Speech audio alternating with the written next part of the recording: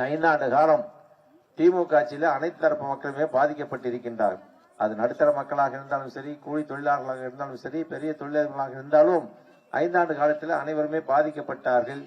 அனைவருக்கும் 1000 ரூபாய் என்று அந்த கடந்த தேர்தலிலே பொய்யை சொல்லி வாக்குகளை பெற்றார்கள். 27 மாதங்கள் கழித்து தகுதியானவர்களுக்கு என்று சொல்லி 1000 ரூபாய் கொடுத்தார்கள். அதே போல பஸ் மட்டும் இலவசமாக கொடுத்துவிட்டு இன்று 1000 ரூபாய் கொடுத்துவிட்டு விலைவாசியிலிருந்து மின்கட்டணத்திலிருந்து அத்தனையும் ஏற்றிவிட்டார்கள். ஆக மீண்டும் அண்ணன் எடப்பாடியார் வந்தால் இந்த 5 ஆண்டு காலம் வேலைவாய்ப்பு இல்லாத காரணத்தினாலும் கடந்த காலத்திலே அவர்களுக்கு அதாவது இந்த பகுதியில் இருக்கின்ற கிராம பகுதியில் இருக்கின்றவர்களாம் 100 நாள் வேலைவாய்ப்பு திட்டம் சரியாக கிடைக்கல. அதே போல விசைத்தறி ஓட்டுகின்றவர்களுக்கும் தறிகள் சரியாக ஓடாத காரணத்தினால் அவர்களுக்கு நான் ஆட்சிக்கு வந்தவுடன் முதல் கையெழுத்திட்டு அனைத்து குடும்பத்தார்களுக்கும், தகுதியானவர்களுக்கு இல்ல, அரிசி கார்டு வைத்திருக்கின்ற அனைத்து குடும்ப தலைவர்களுக்கும் முதல் கட்டமாக வந்தவுடன் பதவி ஏற்றவுடன் அன்றைய தினமே 10,000 ரூபாய் வழங்கப்படும் என்று சொல்லியிருக்கின்றார். அதே போல இப்பொழுது 1000 ரூபாய் பெற்றுக் கொண்டிருக்கின்ற அத்தனை குடும்பங்களுக்கு மட்டுமல்ல, அரிசி கார்டு வைத்திருக்கிற, அதாவது பச்சை கார்டு வைத்திருக்கின்ற இப்பொழுது 1,31,00,000 பேர் கொடுக்கின்றார்கள். அண்ணன் அவர்கள் வந்தால் அதை 2,31,00,000 குடும்ப கார்டுகள் இருக்கின்றன. அத்தனை பேருக்குமே அந்த 2,000 ரூபாய் கிடைக்கும் என்ற தகவலையும் அண்ணன் அவர்கள் சொல்லியிருக்கின்றார்கள். அதே போல கேஸ் 3 சிலிண்டர் இலவசம், வீடு இல்லாதவர்களுக்கு, வாடகை வீட்டில் இருப்பவர்களுக்கு சொந்தமாக இடம் எடுத்து கொடுத்து அவர்களுக்கு வீடு கட்டி தரப்படும் என்று சொல்லியிருக்கின்றார்கள். ஆக இப்படி நிறைய திட்டங்களை அண்ணன் அவர்கள் அறிவித்திருக்கின்றார்கள். ஆனால் இந்த 5 ஆண்டு காலத்திலே நீங்கள் பார்ப்பீர்கள் என்று சொன்னால் வளர்ச்சி திட்டங்களும் கிடையாது. அது மட்டுமல்லாமல் மக்களுக்கு பாதுகாப்பு இல்லாத ஒரு சூழ்நிலை உருவாகிவிட்டது. அம்மா அவர்கள் கொண்டு வந்த தாலிக்கு தங்கம் திட்டத்தை நிறுத்திவிட்டார்கள்.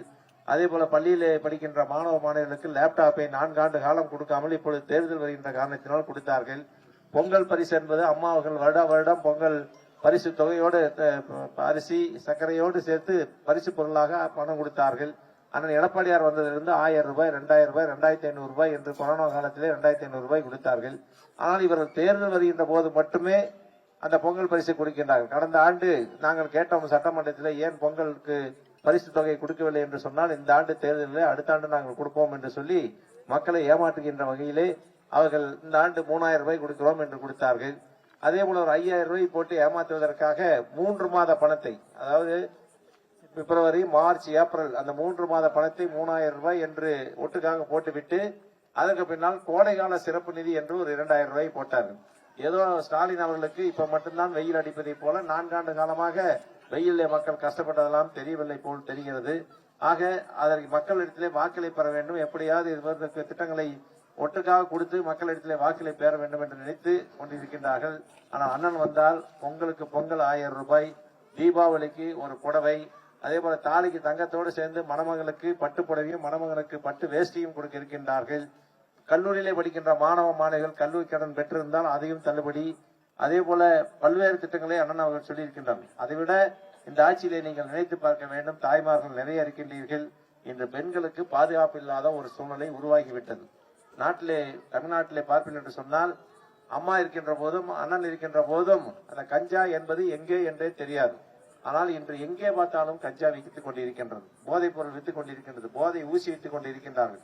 அதனால் இன்று கொலை, கொள்ளை, கற்பழிப்பு என்று நாள்தோறும் நடைபெற்றுக் கொண்டிருக்கின்றன. உதாரணத்துக்கு சொல்ல வேண்டும் என்று சொன்னால், 1 மாத காலத்துக்கு முன்பாக ஒசூர் பகுதியிலே ஒரு 2 வயது பெண் குழந்தை, ஒரு திமுக கவுன்சிலருடைய மகன், திமுக ஆட்சி என்ற ஒரு தைரியத்தில் நம்மளை ஒன்றும் செய்ய மாட்டாங்க என்ற தைரியத்தில் அந்த 2 வயது பெண் குழந்தையை கற்பழித்து கொலை செய்து இருக்கின்றார் என்று சொன்னால், இன்னொரு முறை இந்த திமுக ஆட்சி வந்தால் நம்முடைய பெண்களுக்கு பாதுகாப்பு இருக்குமா? நம்முடைய குழந்தைகளுக்கு போதைப் பொருள் இந்த அளவுக்கு கிடைக்கின்ற போது இளம் வயதாக இருக்கின்ற காரணத்தினால் அதை பழகிவிட்டார் என்று சொன்னால், அது எதிர்காலத்தில் அவருடைய வாழ்க்கை திறமை வீணாக போய்விடும். அதே போல கொமராவளி பகுதியில் ஒரு 15 நாட்களுக்கு முன்பாக நீங்கள் எல்லாம் டிவியில பேப்பர்ல பார்த்திருப்பீர்கள், ஒரு மிட்டாய் கொடுத்து 6 வயது பெண் அதை அழைத்து சென்று கற்பழித்திருக்கின்றார்கள். நல்ல வேளையா கொலை செய்வதற்கு முன்பாக அவனுடைய பெற்றோர்கள் காணாமல் என்று தேடுகின்ற போது விட்டு ஓடிவிட்டார்கள், கற்பழித்து விட்டு ஓடிவிட்டார்கள். அது போன்று தொடர்ந்து இப்பொழுது திருநெல்வேலியை பார்ப்பீர்கள் என்று சொன்னால், 12ஆம் வகுப்பு படிக்கின்ற மாணவி பள்ளியிலே கழிப்பறை வசதி இல்லாத காரணத்தினால் அருகாமையில் இருக்கின்ற காட்டுக்குள் சென்றிருக்கின்றது, அதை கற்பழித்து கொலையே செய்து விட்டார்கள். இதற்கெல்லாம் காரணம் இந்த போதைப் பொருள் தமிழகத்திலே தலைவிரித்து ஆடிக்கொண்டிருக்கின்ற காரணத்தினால்தான். அந்த கஞ்சாவை குடித்து விட்டால் அவர்களுக்கு என்ன செய்வது என்றே தெரியாத அளவிற்கு பெண்களை பார்த்தாலும் சரி, வயதானவர்களை பார்த்தாலும் சரி, குழந்தைகளை பார்த்தாலும் அது போன்ற எண்ணத்திலே அவர்கள் எல்லாம் கொலை செய்து விடுகின்றார்கள். இந்த திட்டத்துக்கு எல்லாம் அப்பாற்பட்டு பெண்களுக்கு, உங்களுடைய குழந்தைகளுக்கு, அதே போல கல்லூரி செல்கின்ற பெண்களுக்கு எல்லாம் பாதுகாப்பு வேண்டும் என்று சொன்னால் எப்படி கடந்த 10 ஆண்டு காலம் அதிமுக ஆட்சி இருக்கின்ற போது தமிழகத்திலே போதை இல்லாத மாநிலமாக, கஞ்சா இல்லாத மாநிலமாக வைத்திருந்தார்களோ அது மீண்டும் வர வேண்டும். அப்பொழுதுதான் உங்களுக்கு பாதுகாப்பு, உங்கள் வீட்டு பிள்ளைகளுக்கு பாதுகாப்பு, உங்களுக்கு இங்க இருக்கின்ற தாய்மார்கள் அத்தனை பேரும் இரவு 7 மணி ஆனால் கூட தனியாக செல்ல முடியாத ஒரு சூழ்நிலை இப்பொழுது ஏற்பட்டு விட்டது. இதையெல்லாம் நீங்கள் மனதிலே வைத்து, அப்புறம் அண்ணன் அவர்கள் வந்ததுக்கு பின்னால் ஒரு பிரிட்ஜ் அப்ப அம்மா அவர்கள் கொடுத்தார்கள், மெக்சிகன் பேன் என்று சொன்னார்கள். இப்பொழுது அந்த பிரிட்ஜை கொடுத்தால் ஏதோ ஒரு நாள் 2 நாள் அவர்கள் சேமித்து வைப்பதற்கு ஒரு வாய்ப்பாக இருக்கும் என்று பிரிட்ஜும் கொடுக்க இருக்கின்றார்கள். ஆக 10,000 ரூபாய் கொடுக்க பார்த்து விட்டு ஸ்டாலின் என்ன சொன்னார், நாங்கள் 8,000 ரூபாய்க்கு டோக்கன் தருகின்றோம். டோக்கன் பார்த்தா நீங்க டிவி வாங்கிங்க, பிரிட்ஜ் வாங்கிங்க, மிக்சி வாங்கிங்க என்று திட்டத்தை அறிவித்திருக்கின்றான். 8,000 ரூபாய்க்கு எப்படி வாங்க முடியும்? பொம்மை தான் இவங்க சொன்ன பொருள் எல்லாம் வாங்கணும்னா ஒரு பொம்மை தான் வாங்கி வைக்க முடியும் வீட்டுல. 8,000 ரூபாய்க்கு எப்படி வாங்க முடியும்? நாங்க 10,000 ரூபாய் கொடுக்குறோம், நேரா அவங்க பேங்க் அக்கௌண்ட்டுக்கு போயிட போகுது. நீங்க 8,000 ரூபாய்க்கு, அதுவும் அரசு வந்தால் தான் அந்த டோக்கனை கொடுக்க முடியும். நாளை தினம் தேர்தல் போது திமுக ஒரு டோக்கன் கொடுத்தாலும் கொடுப்பாங்க, நாங்க வந்தது இந்த 8,000 ரூபாய்க்கு நீங்க பொருள் வாங்கிக்கலான்னு. அது ஏமாற்று வேலை. அரசு எப்பொழுது டோக்கன் கொடுக்கின்றதோ அப்பொழுதுதான் அது செல்லுமே ஒழிய திமுக நாளை தினம் கொடுத்தார்கள் என்று சொன்னால் ஏமாந்து விடாதீர்கள்.